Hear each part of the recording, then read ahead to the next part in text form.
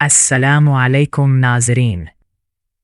दुनिया की सबसे बड़ी ताकत अमेरिका ने एक ऐसा फैसला किया है जिसने आलमी सियासत में नई बहस छेड़ दी है।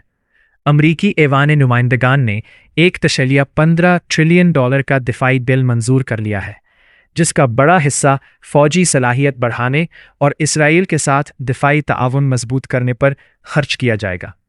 आखिर इस बिल में ऐसा क्या है? इससे मशरक़ वस्ता पर क्या असर पड़ सकता है? और क्या ये खित्ते में अमन लाएगा या कशीदगी में मज़ीद इजाफा करेगा? आइए जानते हैं। इस दिफाई बजट में जदीद जंगी तैयारों, बहरी बेड़ों, साइबर सिक्योरिटी, मसनूई जहानत पर मबनी जंगी निज़ाम और खलाई दिफा के लिए अरबों डॉलर मुख्तस किए गए हैं।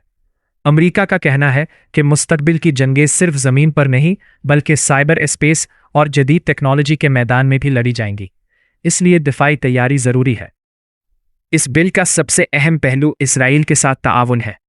अमेरिका इसराइल के आयरन डोम, डेविड स्लिंग और एरो मिसाइल दिफाई निज़ाम को मज़ीद मजबूत बनाने के लिए इजाफी फंड्स फराहम करेगा।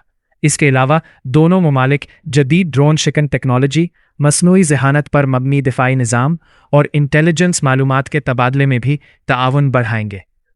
बिल के हामियों का कहना है कि दुनिया में बढ़ते हुए खतरात के पेश नज़र अमरीका और इसके इत्तेहादियों का मजबूत होना नाज़ीर है। इनके मुताबिक इसराइल की सलामती मशरक़ वस्ता में ताकत के तवाज़ुन को बरकरार रखने के लिए अहम है। दूसरी जानिब नाकदीन का मौक़िफ़ है कि इतनी बड़ी रकम अमरीकी अवाम की सेहत, तालीम और बुनियादी सहूलियात पर भी खर्च की जा सकती थी।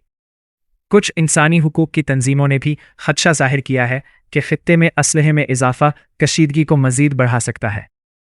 अब सबसे अहम सवाल यह है कि क्या ये दिफाई बिल वाकई अमन कायम करेगा या मशरक़ वस्ता में ताकत की नई दौड़ शुरू होगी? इसका जवाब आने वाला वक्त ही देगा।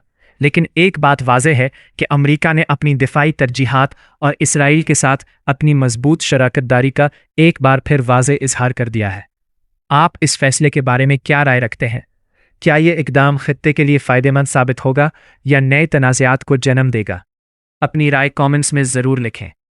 अगर आपको ये वीडियो पसंद आई हो तो लाइक करें, शेयर करें और हमारे चैनल को सब्सक्राइब करना ना भूलें।